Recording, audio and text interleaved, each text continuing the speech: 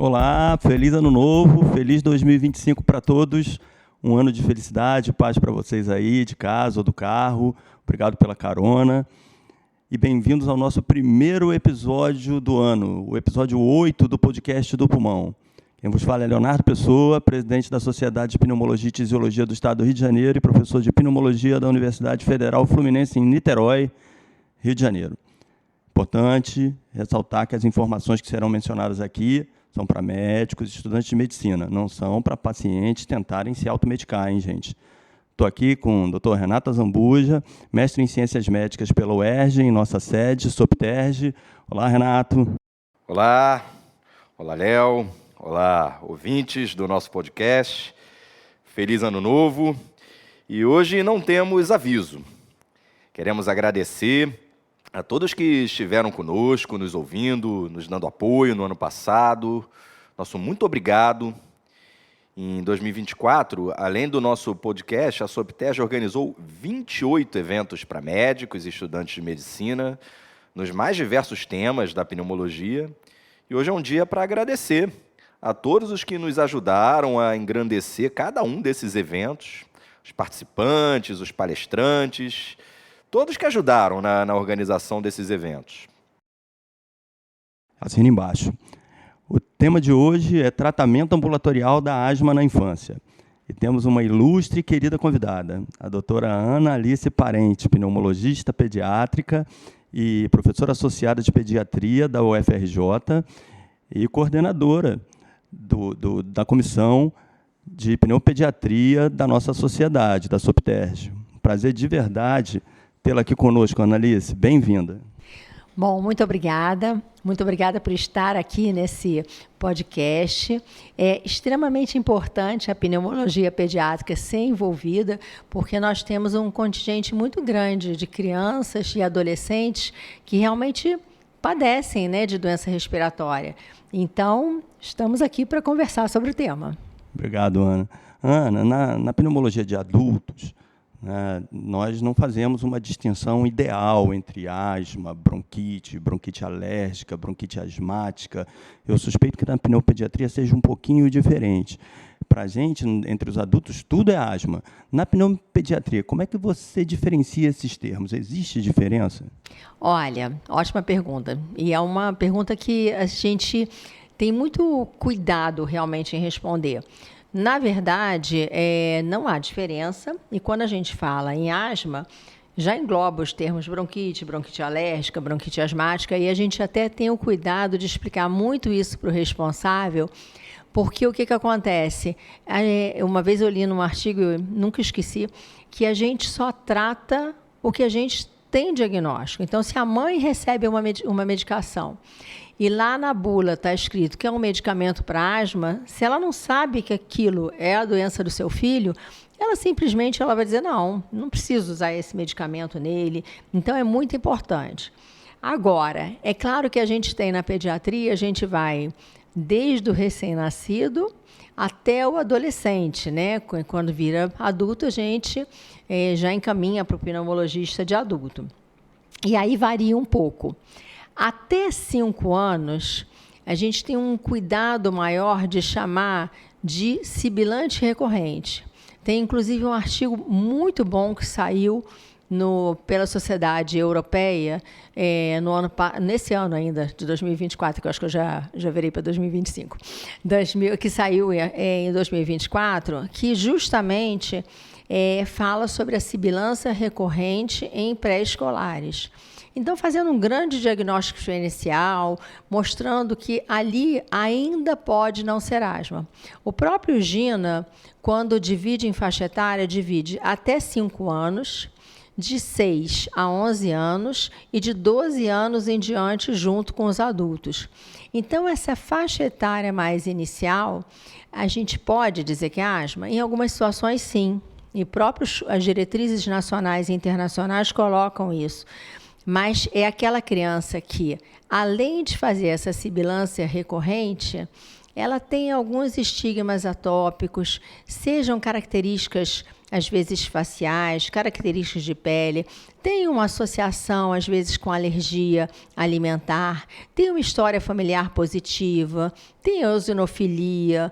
Quando já fica um pouquinho fora do lactente, tem a sensibilização a aeroalérgenos. Então, isso tudo já vai dando uma característica que a gente já pode dizer, intuir ali que seja realmente um paciente asmático, tá? Mas a gente, em geral, esse diagnóstico firmado é mais a partir de 6 anos mesmo. Iana, o que faz a pessoa ter asma? Assim, é uma doença genética, hereditária, ou são os fatores ambientais, os causadores? Como é que acontece isso?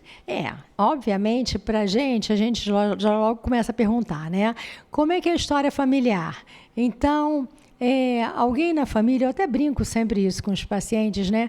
Quando tem histórico, tanto por parte de pai como de mãe, eu sempre brinco, bom, então ninguém pode brigar porque está vindo dos dois lados e a gente não sabe realmente, né? Ótimo, é até melhor quando você vê esse histórico dos dois lados. Mas, na verdade, a gente sabe que, na verdade, tem esse componente, não se tem um gene específico, provavelmente muitos e muitos genes estão envolvidos.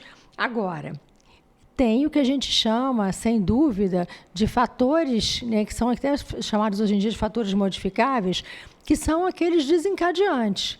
Então, às vezes, poluição, o tabagismo.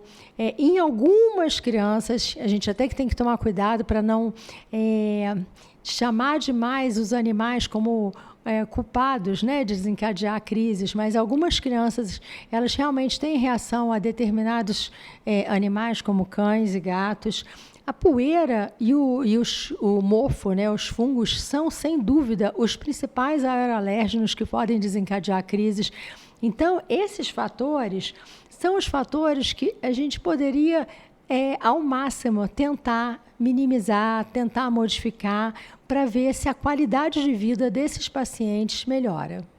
E em relação aos sintomas, Ana, quais são os sintomas mais frequentes? É que nem no adulto, dispneia, tosse, sibilância? Ou a sintomatologia pode variar de acordo com a idade com que a criança manifesta o quadro? Olha, os sintomas são os mesmos, né? São os clássicos: tosse, sibilância, dispneia e aquela sensação de aperto no peito ou pressão torácica. Mas a gente vê um pouquinho que varia um pouco em cada faixa etária. Então, em crianças pequenas, chama a atenção muito do responsável a tosse. E é interessante que o próprio responsável já diz assim: olha, a tosse mudou e eu já sei que é uma tosse que precisa usar alguma medicação. Então, ele identifica muito a crise pela tosse. Sibilância também. Tá? Então, sibilância, aquelas crianças que evoluem, né, com o que a gente chama popularmente de chiado, a mãe já diz que às vezes, né, até às vezes a criança fala que está conseguindo ouvir esse barulho, esse ruído, né, na forma do chiado. A dispneia é interessante. Ela é notada mais em situações, obviamente, de maior gravidade e muito ligada à nossa capacidade como profissional de saúde de orientar o responsável. Porque, às vezes, ele não percebe, por exemplo, que aquela mudança do tórax em relação ao abdômen, aquela tiragem subcostal, aquilo pode ser um sinal de insuficiência respiratória, de dificuldade respiratória, batimento de asa do nariz, a retração de fúrcula. Eles realmente, às vezes, você tem que mostrar o próprio aumento da frequência respiratória. Está respirando mais rápido, está respirando mais profundo. Então, falar no linguajar é mais apropriado possível, mas demonstrar os sinais que podem indicar a gravidade. E a sensação de opressão torácica, a gente vê, obviamente faz sentido, a gente vê que quem descreve mais são os pacientezinhos com idade um pouquinho mais avançada. Então, já no final da faixa do escolar, início da adolescência, esses são os pacientes que que eventualmente descrevem que tem uma sensação de mal-estar, que sensação que o peito está apertando, às vezes eles referem até como se fosse uma angústia, mas na verdade a gente percebe que melhora quando faz medicação, então a gente já percebe nisso. Em relação a outras características, por exemplo, depois da Covid, né, o que a gente viu, pelo menos na pediatria, acredito que vocês devem ter sido a mesma situação, que os pacientes passaram muito a ter oxímetros. E eles passaram, então, a controlar e a ver e a verificar, principalmente os pacientes de maior gravidade. Mas a gente percebe na prática que a maior parte dos pacientes só começa a ter uma queda de saturação quando ele já está com a crise um pouquinho mais avançada. Então, acaba que não é um método tão bom para essa discriminação. Talvez a medida do pico de fluxo respiratório pudesse ser assim, mais utilizada, e utilizada justamente como uma ferramenta para o próprio paciente ter em casa para poder monitorar a sua doença. Isso foi até um resquício que eu fiquei, né, do doutorado, que eu utilizei no doutorado tanto sinais como frequência cardíaca, frequência respiratória, como eu usei na época o saturímetro, que nem era tão difundido assim, e usei o pico de fluxo. E eu senti que o pico de fluxo é uma medida objetiva que é subutilizada. Eu acho que ele poderia ser um pouquinho mais utilizado na prática clínica, pode ser que isso seja algo aí do futuro, né?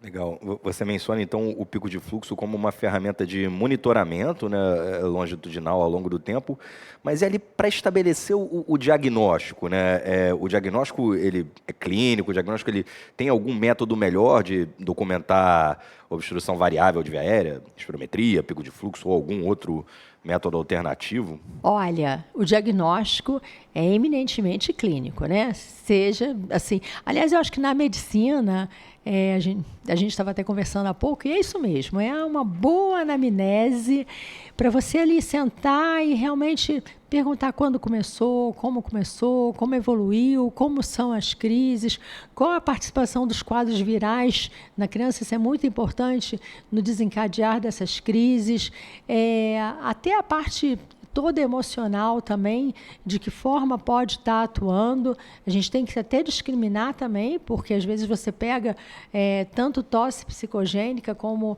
dispneia, que a causa, na verdade, está muito mais ligada ao fator emocional, então isso tem que ser muito bem... A resposta ao broncodilatador é algo muito importante para a gente poder até ver se realmente isso está mais ligado à asma mesmo. Agora, sem dúvida, a medida do pico de fluxo eu acho que seria para um acompanhamento a nível domiciliar, a nível ali do próprio paciente, se conhecer mais, ter uma medida objetiva que possa se conhecer mais, mas a prova de função pulmonar também tem que ser muito mais difundida, divulgada e utilizada. A gente tem diretriz internacional desde 2007 para fazer prova de função pulmonar em crianças a partir de 3 anos. Se vocês me perguntarem, mas é possível? Sim, eu participei da formulação, né, de valores teóricos para crianças, capitaneada pelo professor Marcos Jones, do Rio Grande do Sul, e que foi pelo Brasil inteiro, e eram crianças justamente de 3 a 12 anos, sem patologia respiratória, em que nós fazíamos a prova de função. E eu mesma, na hora que entrei no trabalho e tudo, fiquei perguntando, meu Deus, será que isso vai dar certo? E é impressionante. Você explicando adequadamente, é claro que os valores entre 3 a 5 anos eles são um pouco diferentes, os critérios para aceitação do exame, né, para aceitabilidade, reprodutibilidade, eles são um pouco mais tênues do que já para a faixa etária de 6 anos em diante, mas as crianças bem explicadas, bem orientadas e com vontade de cooperar, de colaborar, elas fazem muito certinho ali a prova de função. Ah, mas você consegue... Não, claro, numa faixa etária que a gente chama de pré-escolar, os trabalhos mostram que você consegue fazer uma espirometria em 50% a 55% das crianças. Aí cai no que estávamos discutindo aqui. Ah, mas é pouco? Não, gente. Se metade das crianças de 3 anos conseguirem fazer uma espirometria, que você tem uma medida objetiva, que você vai fazer esse acompanhamento, isso é maravilhoso, isso é assim, é fantástico. Deve-se utilizar mais. Agora, a partir de 6 anos, se a criança tiver compreensão e colaboração, eu sempre falo que essas 2 palavras são as principais na espirometria. É compreensão e colaboração. Ela entendeu e quer te ajudar e quer se ajudar a fazer o exame. A gente, olha, a nossa taxa de sucesso gira entre 80% a 90% lá no Fundão, com mais de 4.000 exames realizados. O que eu posso, nós já elaboramos, né, artigo e tudo, o que eu posso dizer é que bate com toda a literatura internacional. Então, é uma questão, e olha que você, às vezes, nesses 4.000, eu posso dizer que teve crianças com déficit auditivo importante, que tinha que ser a explicação toda só em gestual, crianças com déficit visual, que, na verdade, o responsável tinha que te ajudar para poder fazer o exame, e crianças com algum grau de déficit intelectual, seja o transtorno do espectro autista, trissomia do 21, e outras patologias que você poderia dizer assim, não vai conseguir. Mas conversa, explica, diz que se não conseguir, pode voltar outra vez, acalma aquela criança, se for necessário, deixa um pouquinho lá fora, treinando com o responsável e consegue fazer. Então, eu acho que a espirometria com prova de broncodilatadora é um método muito importante. As outras provas de função pulmonar avançada, que eu tenho até conseguido realizar de 2 anos para cá, com a parceria com o Hospital Universitário Clementino Fraga Filho, nós realizamos lá oscilometria de impulso, nós realizamos a pletismografia e nós realizamos a capacidade de difusão de monóxido de carbono. Normalmente, aí para asma, a gente estava até discutindo por acaso isso ontem, para asma, eu acho que deve ficar reservado a situações de maior gravidade, porque a gente vai querer ver aumento de volume residual, a gente vai querer ver a relação volume residual, capacidade pulmonar total. Então, acho que são situações. Agora, a gente tem conseguido, viu? A gente tem conseguido com crianças, oscilometria a partir de 4, 5, 6 anos, consegue fazer tranquilamente. E a pletismografia, a partir de 8 anos, nós temos conseguido bem. Ontem, uma menina de 12 anos fez o exame todinho, sem nenhum erro, sem você ter que repetir oscilometria, espirometria, plétismo e difusão, sem você ter que repetir nenhuma das técnicas. Excelente. Em relação a esporte, Ana, esporte, pode fazer esporte? Tem algum paciente que é melhor não fazer? Natação é mesmo superior a outra modalidade de esporte, como falam por aí? Boa pergunta. Excelente, excelente. Acho que vem exatamente a calhar, porque isso é uma dúvida muito grande. Olha, os esportes todos são permitidos. E esporte é excelente para a criança. Tira a criança da tela, melhora a capacidade aeróbica, melhora relacionamento com outras crianças, muitas vezes melhora alimentação e vacinação, quando está atrelado a algum programa de esportes que também dê conta de cuidar desses aspectos. Então, o esporte é essencial, absolutamente essencial. A natação, ele é um bom esporte, porque, na verdade, você faz uma expansão de caixa torácica somente com a resistência da água. Mas não é o único, nem o principal, nem o primeiro. Importante é a criança estar feliz no esporte que ela faz. Porque, até pelo fato de ter uma boa condução, então quem está orientando aquela criança está fazendo uma supervisão adequada, é um profissional capacitado e está observando a dinâmica da criança ali em relação a ela e em relação aos outros. Porque aí é muito mais fácil da gente garantir frequência, que a criança se desenvolva o máximo e que, na verdade, traga maior felicidade. Então, não é... E, muito pelo contrário, até alguns estudos mostram que em crianças pequenas, bem pequenas, e crianças que têm uma associação muito grande entre rinite e asma, que é uma comorbidade frequente também na pediatria, dependendo da piscina e do nível, justamente, de produtos químicos, e também em relação à temperatura da água, temperatura externa, piscina interna, piscina externa, você, às vezes, até tem um certo agravamento, no caso, quando começa a natação. Então, assim, às vezes, acaba sendo até...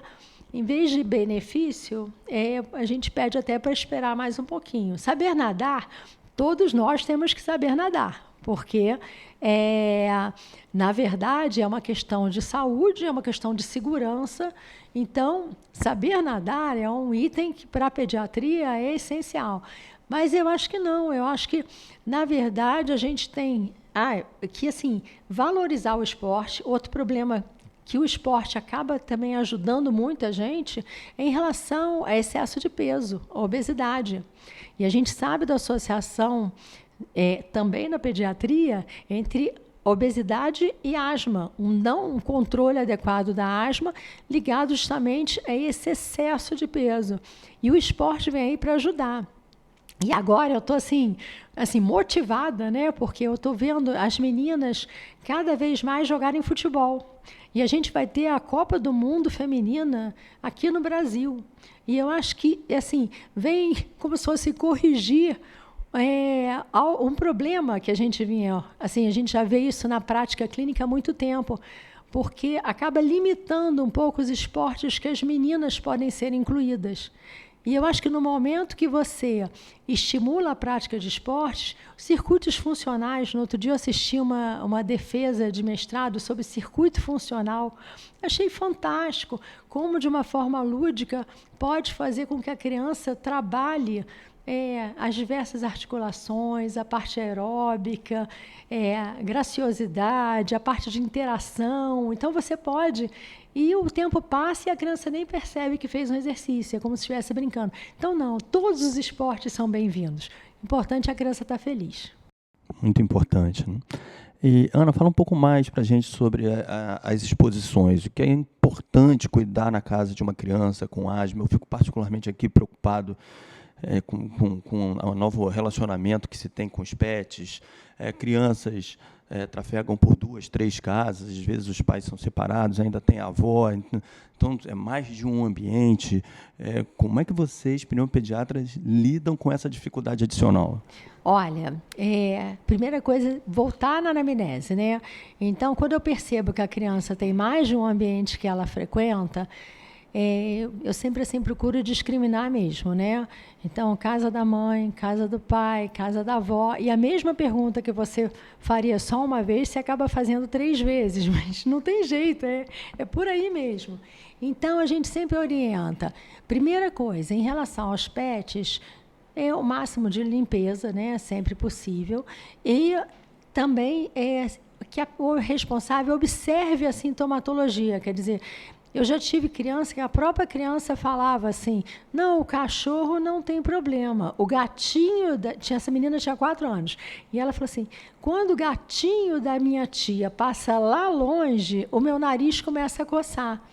Então, ela com 4 anos, ela conseguiu me explicar que não precisava nem fazer nenhum tipo de teste, nem teste cutâneo, nem dosagem de gel, porque estava ali clinicamente evidente. Então, isso eu acho que tem que ser realmente observado. Limpeza da casa. Então, passar a parte de pano úmido, evitar varrer. A gente pegou essa semana uma criança no ambulatório também, que o prazer da menina de 9 anos era varrer a casa. E foi interessante, porque a própria residente começou a negociar e foi trocada por lavar a louça. Então, assim, tem que fazer isso, não tem jeito. Encapar colchão e travesseiro com material, algum material de fácil limpeza, napa, curvim, né? Obviamente não necessariamente o couro, que a gente sabe que é um custo um pouco mais elevado, mas são materiais que vão isolar mais os ácaros das crianças. E isso tem uma comprovação toda científica, já foi feito assim, mostrando que em termos de melhora ali do ambiente, esse encapar de colchão e travesseiro é um dos que tem melhor benefício. A parte de fungo, isso é chato porque a gente tem que meio que entrar na casa das pessoas, né? Então, em pediatria, a gente usa muito o termo infiltração. Mas no fundo, a gente quer saber se tem alguma área ali com mofo que possa ter, de alguma forma, ser consertada. Então, a gente acaba negociando isso para justamente poder minimizar. Tabagismo. E aí a gente estava conversando assim, da importância realmente, isso a gente pergunta sempre, e eu tento até me controlar, porque eu tenho assim... gosto tanto de participar da luta anti-tabagismo que eu tento perguntar de uma forma suave, né? E não fazer nenhum tipo de reação quando a pessoa diz que fuma. Mas, ao mesmo tempo, eu acho que faz parte da pneumologia pediátrica orientar o responsável que procure unidades de saúde que trabalhem com antitabagismo, justamente explicando. Eu sempre falo, olha, é por ele, mas é por você, né? Porque é o seu pulmão que você também está protegendo. Então, é importante que você diminua ao máximo. E outra coisa que na pediatria, infelizmente, de uns anos para cá, a gente veio se deparando, é com o uso de vape. E eu estou falando, gente, de crianças, tá? Eu estou falando que, assim, a partir de 10 anos, 11 anos, 12 anos, a gente já está vendo algumas crianças que começam a apresentar episódios de asma, mas as crianças estavam bem antes. O que aconteceu?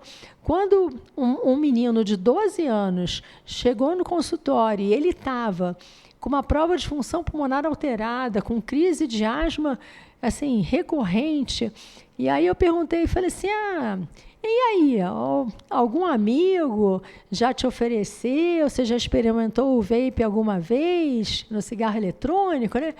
Aí ele me respondeu muito sem graça, assim, na frente da mãe,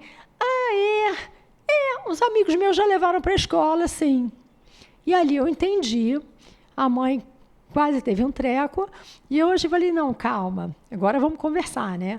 Vamos conversar dos malefícios, vamos começar a conversar de como vai se afastar, de como é que vai ser esse acompanhamento, mas pediatras têm que estar atentos a esse problema a mais que surgiu nas nossas vidas.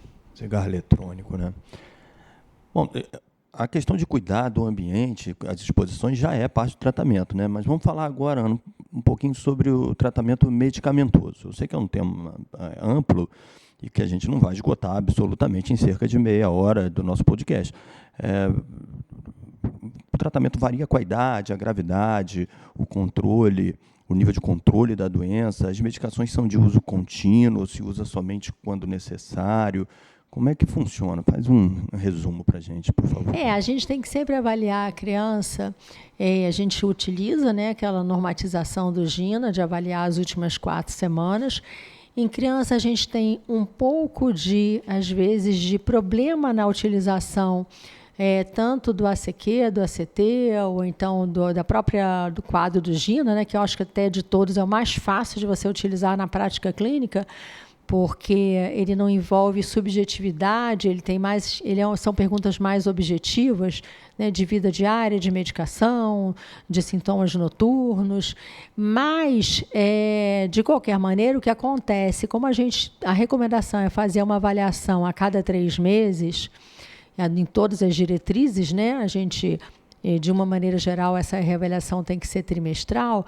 O que acontece, às vezes, é que aquelas últimas 4 semanas foram boas, foram ok, mas, na verdade, nos 2 meses anteriores, a criança teve crises com ida a pronto-socorro, até com internação ali para observação por mais de 24 horas, e aí a gente tem que parar para pesar. O próprio Gina já coloca que quando você tem uma internação, uma situação de maior gravidade, você está orientado a começar realmente uma medicação de controle, e aí você vai verificar em que etapa de tratamento aquela criança está. E a nossa preferência ainda atual é para realmente, se houver uma recorrência com frequência, ou às vezes até são sintomas até diários, instituir uma medicação de controle de uso diário, de uso contínuo. Mas vai usar, sempre a pergunta dos pais é a mesma, vai usar para o resto da vida? A gente fala, olha, em pediatria nós temos uma vantagem, nós ainda lidamos com a terminologia de remissão clínica, que nos permite, em algumas situações, fazer essa suspensão da medicação com observação. Então, cada vez mais se preconiza, e aí a gente tem que pensar realmente no acompanhamento, por exemplo, com provas de função pulmonar, que podem detectar, por exemplo, algum tipo de piora, de obstrução, quando clinicamente aquele problema ainda não foi detectado. Mas o corticoide inalatório é o nosso carro-chefe, né? Em pediatria, a gente ainda usa, isso está no Gina, né? Principalmente nas idades iniciais e principalmente nas etapas iniciais de tratamento, a gente ainda usa o corticoide inalatório isolado. A gente tende a usar com doses mais baixas hoje em dia do que usava-se, por exemplo, nas diretrizes de 10, 15 anos atrás, justamente pensando nos seus efeitos colaterais.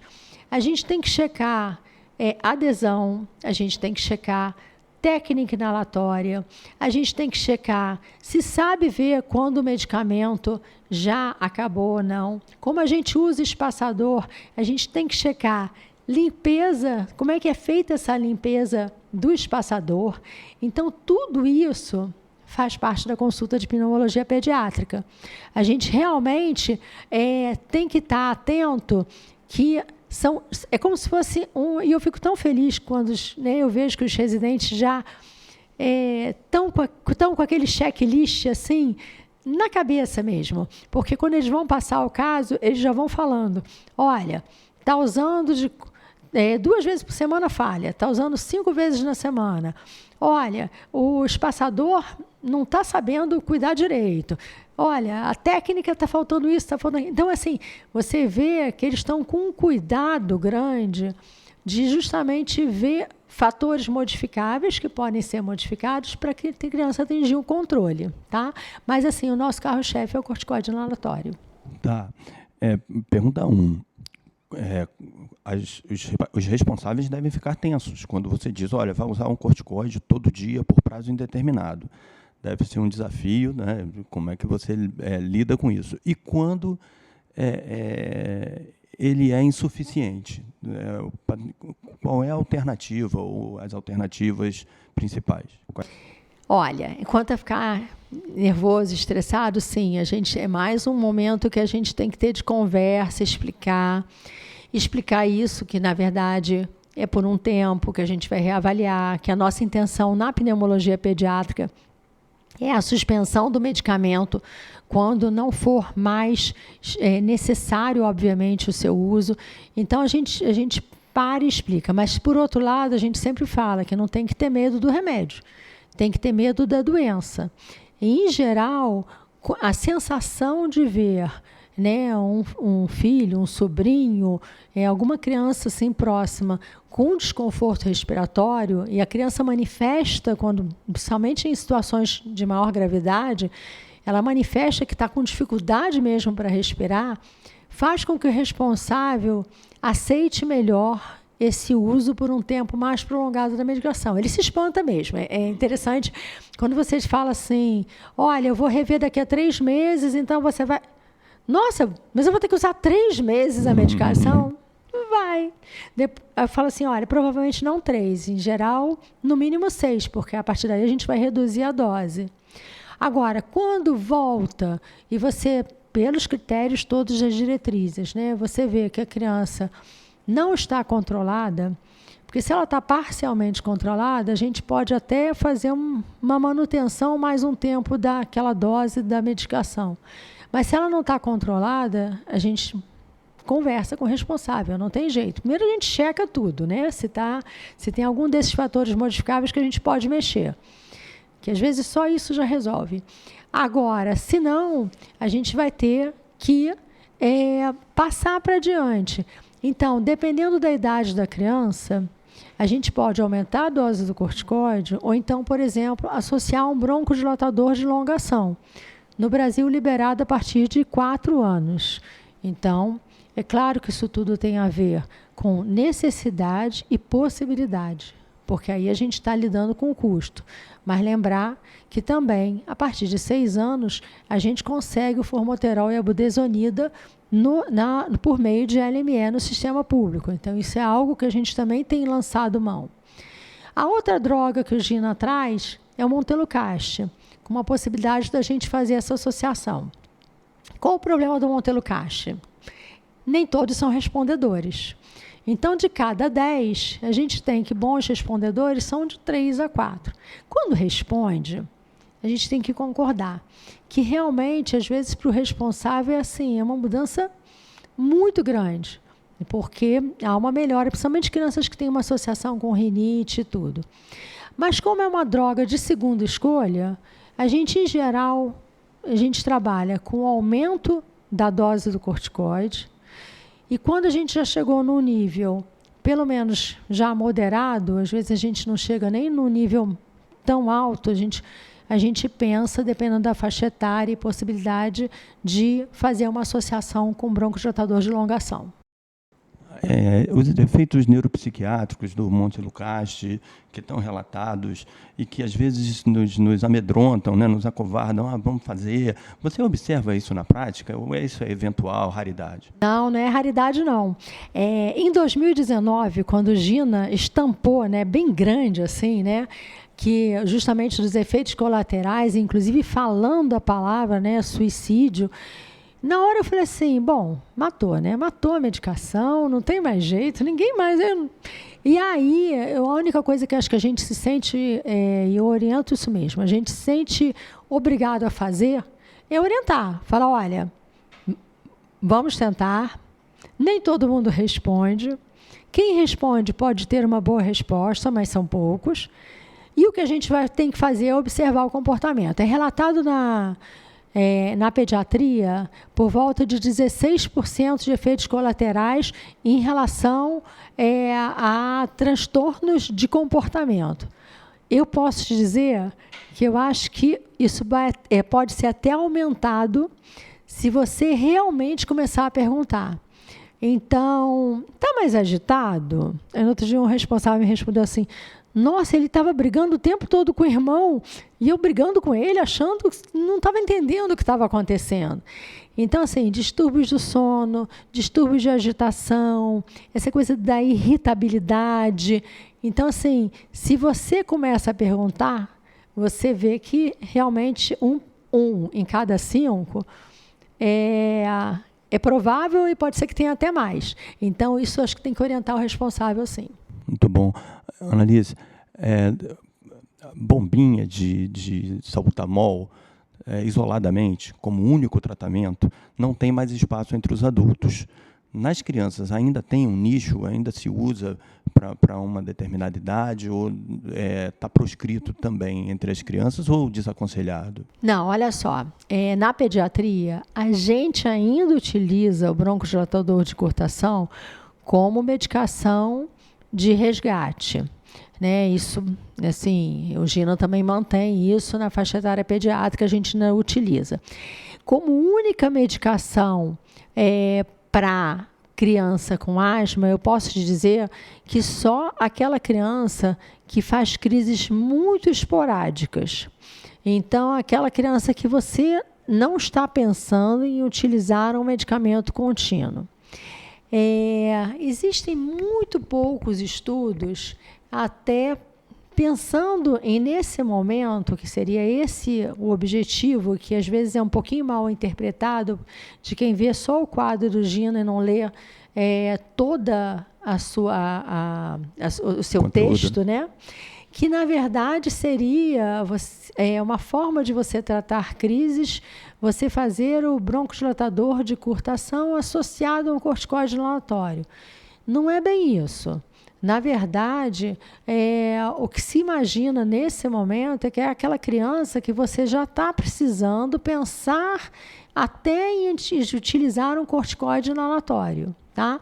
Então, eu vou te dizer que o broncodilatador inalatório de curta ação isolado, ele realmente está muito limitado àquelas crianças em que você, na verdade, nem está pensando em fazer uma medicação contínua. São crianças, você vai perguntar, mas em que situações? São crianças, por exemplo, que fazem sibilância com quadros virais, que fazem sibilâncias muito esporádicas, existe na pediatria, 1 ou 2 vezes por ano. Essas crianças, elas podem fazer um resgate com broncodilatador, mas aquele paciente que você já vê o caráter de recorrência, esse já é um candidato, sem dúvida, a entrar com corticoide inalatório contínuo e fazer esse medicamento de resgate, se necessário. Deixa eu pegar um gancho aí nesse tema. Você mencionou no começo sobre aquela situação do pré-escolar, da criança até 5 anos, que às vezes é difícil você distinguir entre o bebê chiador ou a criança que realmente vai ser asmática, né? Já tem alguns estigmas de alergia, de inflamação TRPR2, de alergia. Para essa criança que é bebê chiadora recorrente, estaria indicado o corticoide inalado de uma forma indiscriminada para todos eles ou apenas para esses que têm mais estigma de inflamação TH2?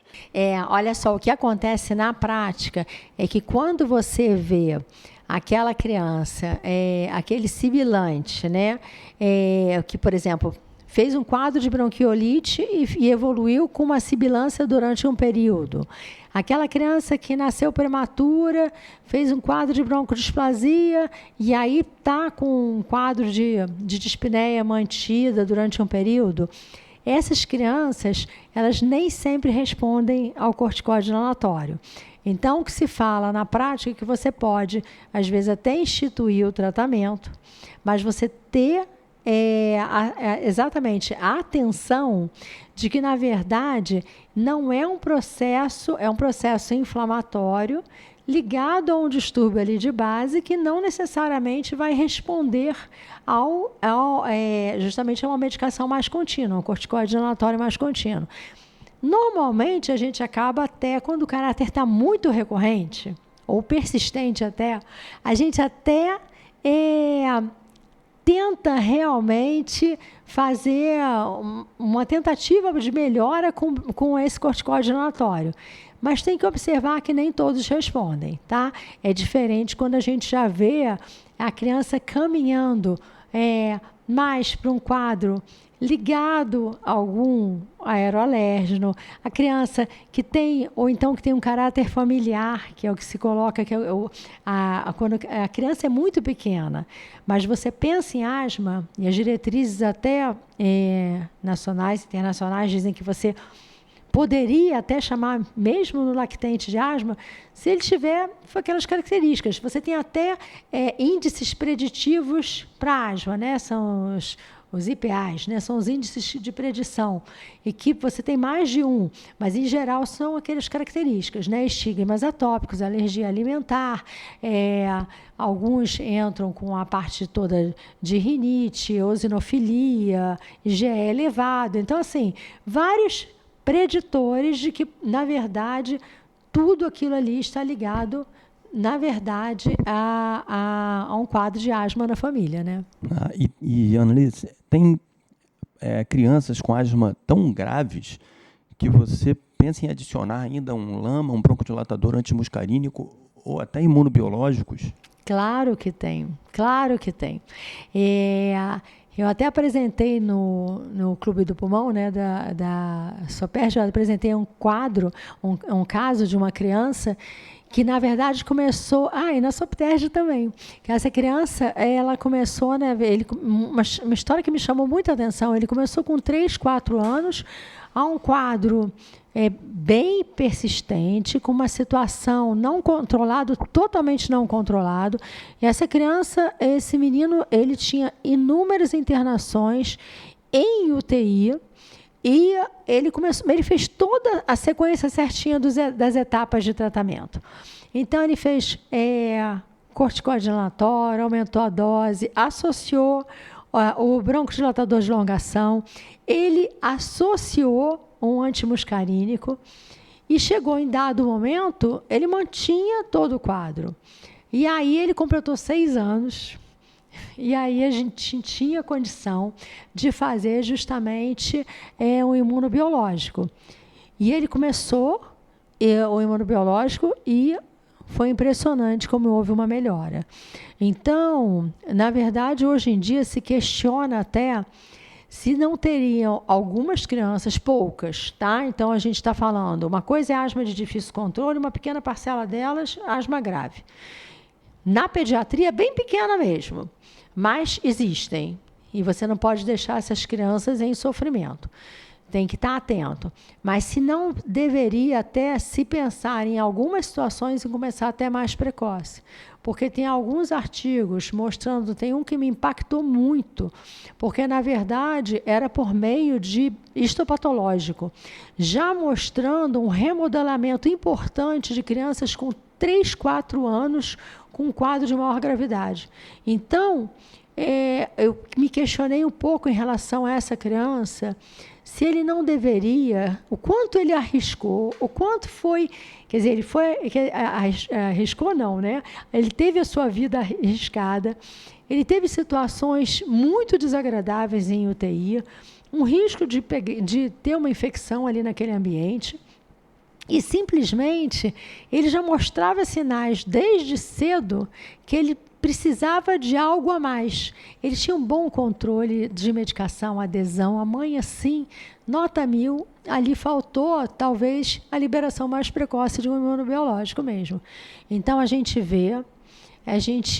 tem que estar atento. Hoje em dia, os pneumopediatras, eles estão assim, cada vez estudando mais, e a gente assim, tem que entender o caminho das pedras para a gente chegar no fornecimento do imunobiológico para o paciente, porque esse é um trabalho nosso, essa compreensão ela é nossa, né? Porque a parte burocrática, às vezes, emperra um pouco, e para a gente, tanto a nível público quanto de saúde suplementar, às vezes é mais difícil de compreender, né? Como é que a gente vai chegar nesse ponto, mas, sim, a gente tem crianças que precisam e, olha, se beneficiam muito, muito mesmo. A vida muda, às vezes, se bem indicado e se a criança é uma boa respondedora. Excelente. Bom, muito bem. Ana, obrigado. Agradeço aí mais uma vez por você dividir seu tempo, seu conhecimento com a gente. E o espaço é seu aí, se você quiser fazer alguma consideração final, falar de algum tópico importante que eventualmente a gente tenha deixado de lado, aí, ou para fazer suas despedidas. Não, olha, eu só tenho a agradecer, porque eu acho que a asma na infância, ela deve ser muito, muito cuidada mesmo. Há alguns anos foi feito um estudo internacional, estudo de prevalência de asma e rinite alérgica no mundo todo, e o Brasil teve alguns centros participantes, né? O estudo ISAC, né? Como se fala, que se originou lá na Oceania. E aqui no Brasil, em alguns centros participantes, a gente estudava crianças com asma, rinite e dermatite atópica de 6, 7 anos e de 13, 14. E a gente viu, nessa faixa etária, principalmente de 6, 7 anos, alguns centros chegarem a 20% de prevalência. Então, nós temos um grande trabalho a fazer. A gente tem que cuidar da nossa infância para que ela chegue na idade adulta com um pulmão bom, bonito e não remodelado. Tá? É só isso que eu tenho a dizer. Perfeito. Bem, eu começo a me despedir, quero só deixar um abraço e agradecimento às doutoras Paula Werneck, da Comissão de Câncer de Pulmão da nossa sociedade, e a doutora Nina Visconti, da nossa Comissão de Fisiopatologia Respiratória. Dizer que esperamos vocês no próximo dia 2 de fevereiro, em nosso próximo podcast do Pulmão. Feliz ano novo para todos. Obrigado a todos que nos acompanharam em 2024. Continua com a gente em 2025. Vamos abordar vários temas da pneumologia nos nossos próximos encontros mensais. E um pedido especial, por favor, se inscrevam aqui no nosso canal. Feliz 2025, pessoal. Um abraço. Abraços.